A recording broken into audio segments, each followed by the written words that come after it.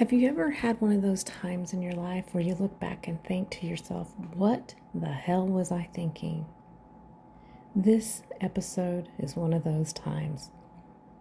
Welcome to episode 3 of It's Not God's Fault. Hi, I'm Yoli. In the last episode, I shared how I misunderstood what abuse looked like and how that misunderstanding kept me in a toxic marriage for 24 years.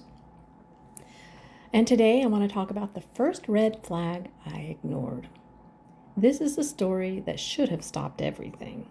This is the story where I should have said, no way, Jose. So I met Preachert through my friend Vicki.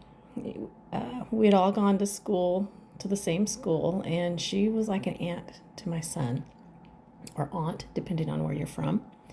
The three of us, we always went everywhere together, Vicki, my son, and her, and I.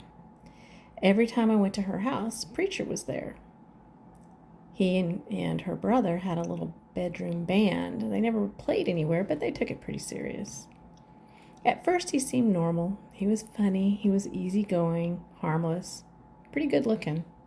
Nothing about him felt dangerous. But isn't that how it always starts? One day, I noticed he hadn't been coming around.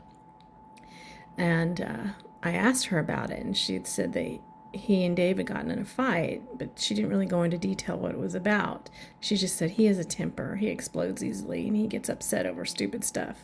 So I kind of brushed it off. I thought, oh, well, maybe he's just being immature. But then she told me something else. She told me that how when he and Mia were dating and living together, he found her in bed with a guy. And so he went to this guy's place of employment with a gun and waited in his truck for this guy to get off work because he was going to shoot him. He had planned on killing him. It was calculated and it was premeditated. And you know what I did? You think I was afraid of that? No, my dumbass felt sorry for him. I felt fucking sympathy because she broke his heart. I told myself, he's hurt. He was emotional. She betrayed him.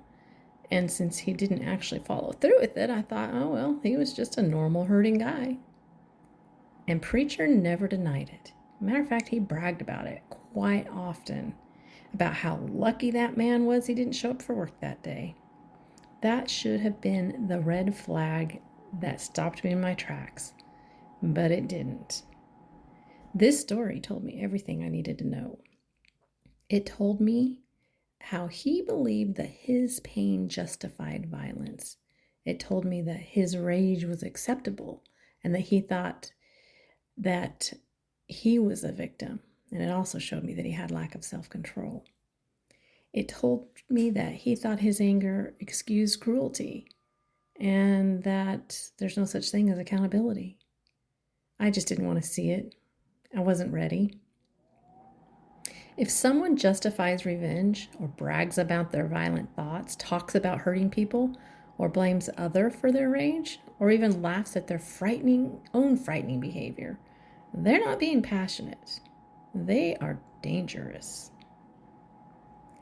I ignored it because I wanted love and stability. I wanted a family and a dad for my son. He would tell me all the time that my son should have been his, that he should have been the one that fathered him. And because of that, I had hope. And so I chose optimism over instinct, like many of us do, don't we? And another reason I ignored that red flag was because, if chaos, criticism, and emotional instability exist in your childhood and in earlier relationships, then our nervous system interprets that as familiar rather than dangerous. And familiar always feels safe, even when it's harmful. Looking back now, I understand that story was not about his ex. It was about how he would handle his anger with me. And eventually I learned that the hard way.